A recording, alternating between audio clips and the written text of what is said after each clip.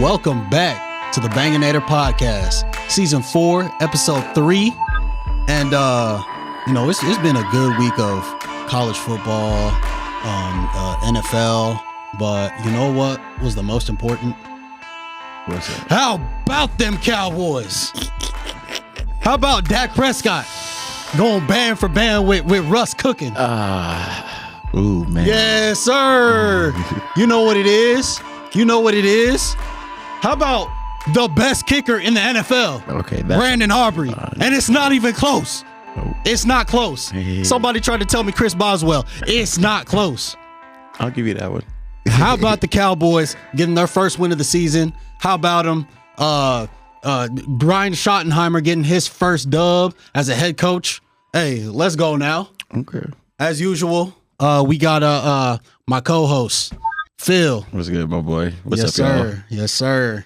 So we gonna talk about, what we usually talk about: Cowboys, recap, preview against the Bears, Phil's Bengals, some injuries, college football, fantasy football, and we gonna end it with some bets. So let's start with the Dallas Cowboys. The Cowboys beat the Giants 40-37. I underestimated how good the Giants would have played because obviously after their week 1 showing, Russell Wilson was looking ass. I should have known that he was going to cook. Russ Wilson passed for 450 yards, 3 touchdowns, and Malik Neighbors had 167 yards, 2 touchdowns. Dak Prescott, however, went 38-52, 361 yards, 2 touchdowns, and an interception. Javonte Williams, 97 yards, including a 30-yard breakaway touchdown that had me hyped. Miles Sanders had a touchdown. CeeDee Lamb, he redeemed himself, 112 yards, and he pretty much caught everything that came his way. George Pickens and Kevontae Turpin, they had 1 touchdown each. But the man himself, the main reason why we won, Brandon Aubrey, a 64-yarder to tie the game into overtime and a 46-yarder to win the game in OT. And he is the first kicker that made a kick with no time left to tie the game and also made a kick with no time left in overtime to win the game. My biggest concern is our defense. Like I mentioned, our defense is ass. We can't stop nobody. Every time I look up, Trayvon Diggs is trailing somebody. Malik Neighbors was making him look stupid. So I don't know what we got to do, but something got to change. I don't know if you necessarily want to hear what I have to say about the Cowboys right now. All right, hey, what you got in your mind? Boy, y'all are so cooked. I'm sorry. This is the Giants we're talking about. This is Russell Wilson that had this best game of his career. Now, don't get me wrong. Did Russ used to be like that? Yes, absolutely. Is Russ like that now? Far from it. Let's just be real. And for Russ to go in there and it's literally looking like he's throwing on air half the game, and like the Giants offense had no problems until like whatever Russ had going on there at the end of the game. But like to just go up and down the field all day on you guys, like Vintage performance. That's signs for concern. I'd be concerned if I was a Cowboys fan. And I definitely am. And especially Dak throwing an early interception. Offense really wasn't clicking like how you need them to click. Oh, it's going to be an interesting season for you guys because I feel like your defense couldn't stop a fly getting through a hallway. That's first of all. Nope. Second of all, what are you going to do when your offense is playing somebody not the Giants? And like I said last week, like the Giants, they have a decent, okay defense at best. They got some big names on there that can make some plays, but you're supposed to be the Cowboys. I saw y'all sign Jadeveon Clowney after the game, but it's like, and he's washed in my opinion. It's Jadeveon Clowney. Like, yes, he's still great, but past his prime, kind of fits the mold of sometimes he plays very undisciplined football, which is not what the Cowboys need. Nope. I'm kind of worried about how he fits into that culture and locker room. Not because he's a problem or anything like that. I'm not saying that, but just like, again, he's not known for somebody to come in and like straighten out kinks or whatever. Like, he's going to flash and make plays and he's going to do his job. But again, there's a lot of undisciplinedness there as well, whether it's getting an unsportsmanlike penalty or a face mask, jumping off sides. Y'all made enough mistakes as Exactly. So I don't really feel like that fixes y'all's problem. And I like Jadeveon Clowney. I think he is raw, wholeheartedly. Yeah. But at the end of the day, was he 33, 34 now? Exactly. Why can't y'all go after somebody younger with more potential? But again, I think the Cowboys' overall problem is a culture and a mindset, because y'all have the talent. Yeah. It's just you can't put the talent on the field and have it execute the way it needs to. Y'all play the Bears this week. Yeah, exactly. So that's and that's a perfect segue, because Cowboys play the Bears 3:25 p.m. Central Time, and I was going to ask you, do you think that the Cowboys continue rolling? Because should. Yeah, in my opinion, Caleb Williams ain't it. He ain't it for the Bears. The Bears are now 0-2. They had their chances, to win games, but You want to know something crazy? What, bro? I was just on my little football social media earlier. And I scroll past this fact about the Bears. So they drafted Colston Loveland in the first round. They got Luther Burden. And it was one other rookie that they had. Colston Loveland has not had a reception yet. They have not tried to get him involved in the offense. Luther Burden has one reception on the year, and you drafted this man in the second round. And that's why I got rid of him on my fantasy. Yeah, and it's the Bears are so content on beating themselves that the Cowboys, should go in there. And I'm not saying blow them out 40 to whatever, but have a very convincing victory. Yeah. The Bears should not compete with y'all. They shouldn't. Their defense is not good. Caleb Williams still makes a ton of mistakes. Yeah, you got to worry about Roma Duze or DJ Moore, going off. Heck, Zacchaeus, a lot of days Zacchaeus, come on now. They play for the Bears for a reason. Yeah. If we don't make Caleb Williams look like Russ the first week of the NFL season, then we definitely got a problem. There's no reason why Caleb should be dicing us. We got to get a good pass rush and force him to make mistakes. Yep. Let's not help him out. Y'all should have at least 2 to 3 turnovers. Yeah. Easy. We just because he's not good at reading the defense going through his progressions. No, and then once he gets flustered, you see him panic in the pocket. If you guys cannot generate pressure on Caleb Williams this week and he dices y'all up, sound the alarms. Yeah. This is a problem. For sure. At the end of the day, we've seen 2 weeks of the Bears absolutely getting dismantled. And it's like the Cowboys always have a habit of either playing up or playing down to competition. Same thing as the Texas Longhorns. They always do that. So we both got the Cowboys winning convincing fashion against the Bears. Let's move on to the Bengals. The Bengals barely won against the Jaguars, 31-27 with a last-minute touchdown. T. Higgins got me 14 fantasy points. Obviously, the biggest news was that Joe Burrow got hurt in the first quarter. And it came out earlier this week that he's going to be out at least 3 months. Phil, that's your boy. You followed him from LSU to the NFL for the Bengals. My face right now is how I'm feeling on the inside, bro.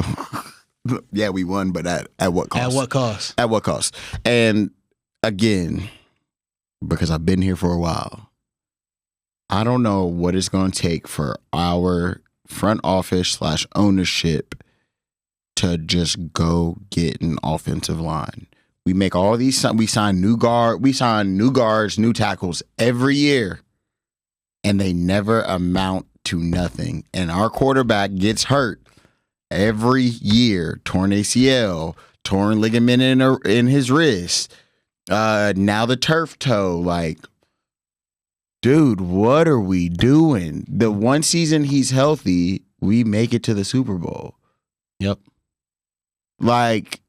And we're literally one decent offensive guard away from winning the Super Bowl. I get it was Aaron Donald. I get, best defensive lineman ever. But we just needed half a millisecond. Like, that's it. Just getting his way half a millisecond. Jamar Chase was open. Wide open. Jalen Ramsey was on his knees, hands and knees. Like, bro. Do you think it was a mistake re-signing T. Higgins instead of investing that money in O-line? No, not at all. All right. Not at all. Because at the end of the day, like, that still makes our team way more dangerous. Because look at what Jake Browning did. Yeah. Afterwards. Yeah. Is the Bengals season over? No, not at all. Okay. Not at all. Jake, listen, when Jake Browning started for us in 2023, he went like 5-3, 6-3. Somewhere around there. Okay. Give or take one game. But he had a winning record, and we were still one game out of making the playoffs that year. Yeah. It's not necessarily over. Yeah. Now, granted, I know we're playing the Jags, and the Jags aren't good, Yeah. But he still went in. He led a game-winning drive. Yep. He overcame throwing 2 ugly picks. Like, ugly. Yeah. But he got the ball to our playmakers, and that's all we need. Yeah. We have the playmakers. Just get the ball to them. Let them do their things. But again, the biggest thing that it falls on is, can our offensive line buy at least 2 to 3 seconds for him to be able to get the ball cleanly to the playmakers? We don't even got to run no intricate route combinations.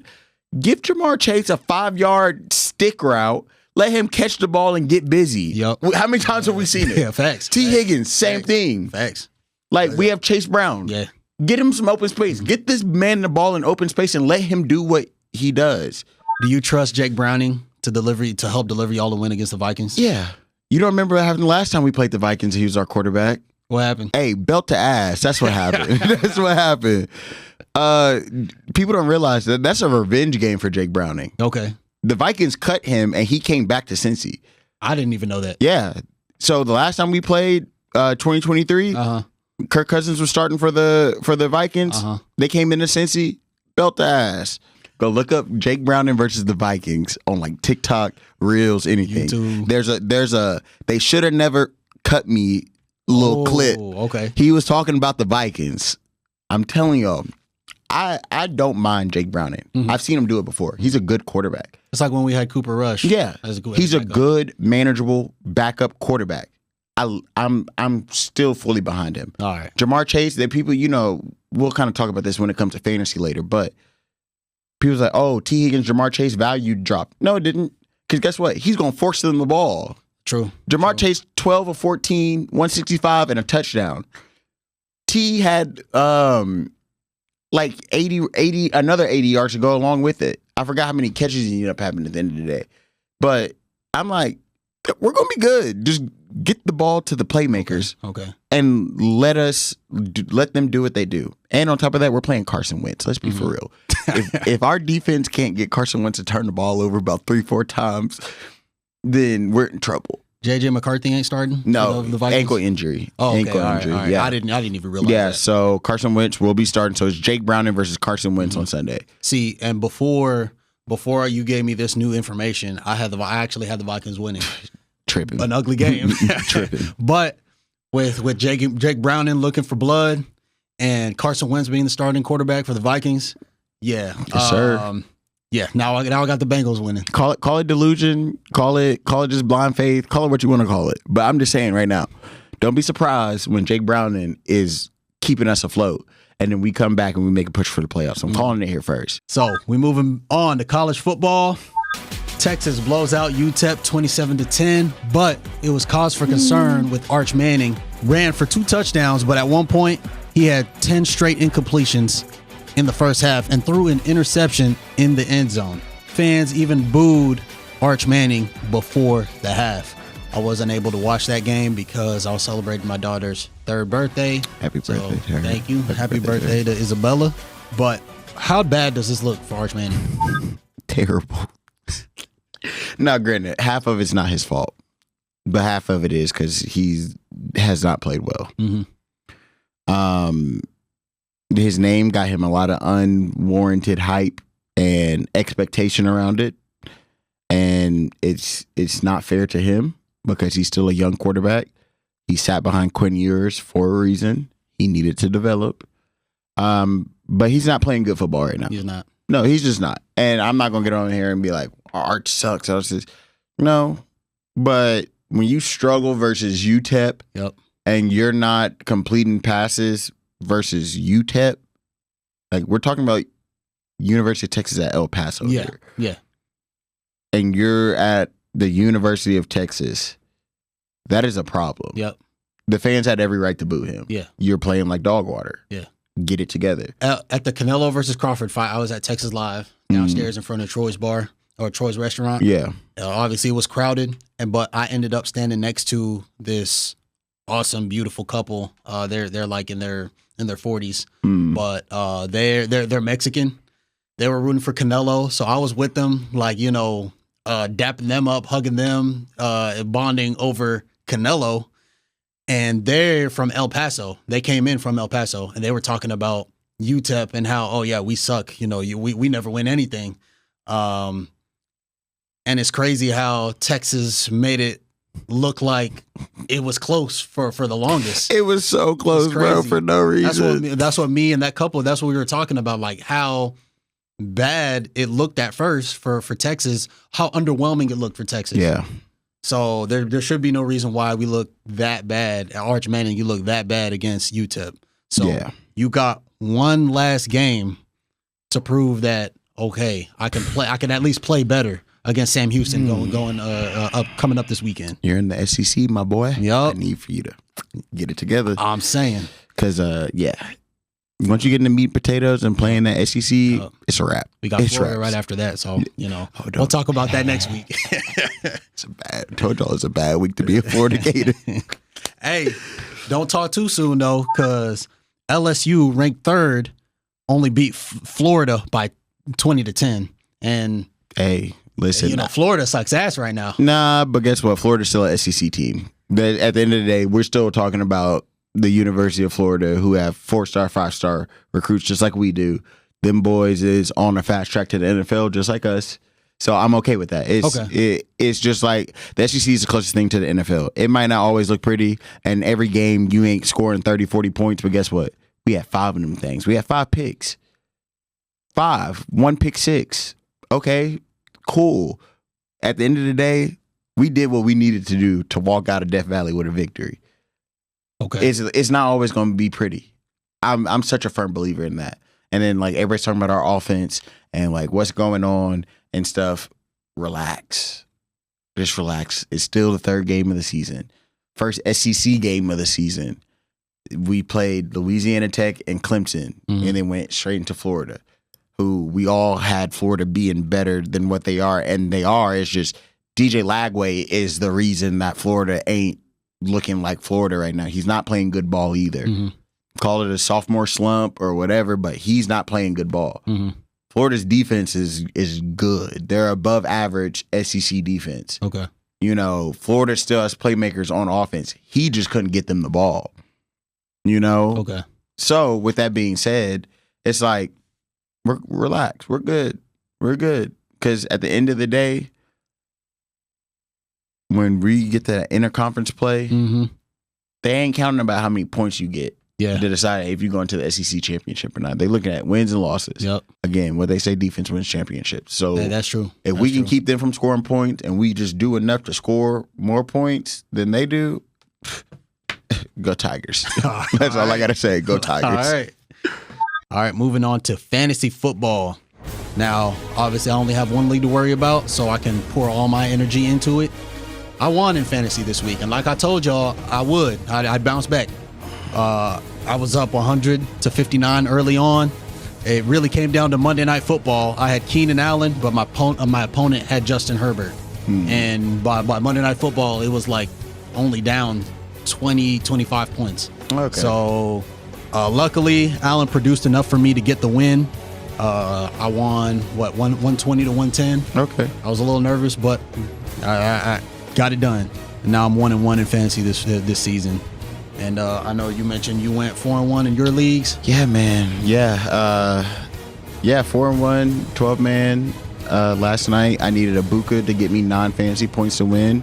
I'm actually looking at it right now. I won 150.5 148.74 and 146.40. So shout out to Ibuka and Baker Mayfield. Sir. And then my other 3 wins, they were pretty decisive, straight built to ask. My team bounced back like I knew they needed to. Week 1 was underwhelming for us, but they came back and they were like, this is why you drafted this coach. I said, all right, bet, appreciate it. So, yeah, shout out to my older brother, Preston. My boy. I'll see you coming around, I think, like week 10 again. Appreciate that dub, though. But outside of that, solid week. I lost Joe in a couple leagues. So I gotta like move him around. I had Aaron Jones go on IR this morning too, so I gotta find a running back in one of my leagues. But outside of that, full steam ahead. Okay. I'll see y'all week 14. Yep. And now is like the successful week that we had our bet segment last week. It's time for the bets that Phil is feeling. Hey Phil, take it away. My first lock for Saturday. SMU versus TCU. It's going to be a high-scoring game. Last time they played last year, SMU won 66-42. It's going to be a lot of points, a lot of offense, no defense. Expect this one to go over. So we're going to take that one over 64 total score. Pony up, because obviously I work for SMU. Yes, sir. Hopefully let's go, Kevin Jennings. We fry the crosstown rival frogs. Next game, we got Arkansas versus Memphis. As an LSU fan, this kills me to say, but Arkansas looks pretty good this year. They have a competent team. Taylor Green is balling right now. They're playing smaller school AAC opponent. I like Arkansas minus 7.5. That one, not too pretty. It's straight up. Arkansas should go in and handle business. Next game, we got Ole Miss versus Tulane. Ole Miss coming off a very good game versus Arkansas. Still don't know if their starting quarterback's going to be able to play, but at the same time, their backup came in and handled business until he got hurt, and then the original starter came in and played. I don't know. They both look good, and they're playing Tulane. Don't sleep on Tulane, but I like Ole Miss minus 12. Next game, and this is probably one of the ones that I'm most excited about because there's 2 up-and-coming QBs about to go to battle. You got Auburn versus Oklahoma this weekend. Okay. Jackson Arnold for Auburn, Mateer for Oklahoma, both balling out right now. I love the way those offenses play. They play fast. They like to score a lot of points. Oklahoma's coming off a very impressive victory versus not impressive, but their offense look really good versus Temple. I like that one total score to go over 47.5 right there. I feel like this is going to be another high-ish scoring game. Not a lot of defense being played. This is who can stop the other one at the right time. We have South Carolina versus Missouri. South Carolina, slow start to the season. I believe in Shane Beamer, though. That's a really good program, a really good team. Lenore Sellers, I'm still very high on him. He's still a young quarterback. He's going to get it together. I feel like this game is a lot closer than what they have it marked at right now. I like South Carolina plus 12. I feel like 12 points is kind of big versus a Missouri team that had quarterback, issues at the start. Their starting quarterback gets hurt. Backup quarterback who like Missouri fans say should have been starting to begin with comes in. They played a couple easy games. Let's see how they stack up versus some SEC ball. The play of the day, y'all better get used to this. We're smashing LSU money line, okay? All right. The odds are terrible this week because we're playing an FCS opponent, but I don't care. We're riding this train till the wheels fall off. LSU money line. Let's go, baby. All right. Appreciate it, Phil. Yes, sir. Thank y'all for watching this episode of the Banganator podcast. Please tune in and subscribe on YouTube. Follow me on the Banganator podcast Instagram and Banganator_4 on the Twitter X. Again, Phil, appreciate you. Yes, for being my quarterback, my teammate. It don't matter. Somebody cute Carol. That's my quarterback. But appreciate it, big dog. Yes, sir. No problem. Pleasure to be here always, y'all. And make sure y'all follow him too. Yes, sir. Feeling fit. All right. The Banganator Podcast, Season 4, Episode 3. Ready, break. Welcome to the Banganator Podcast, brought to you by Esli Banga, diehard fan of the Dallas Cowboys since 1997. How about them Cowboys?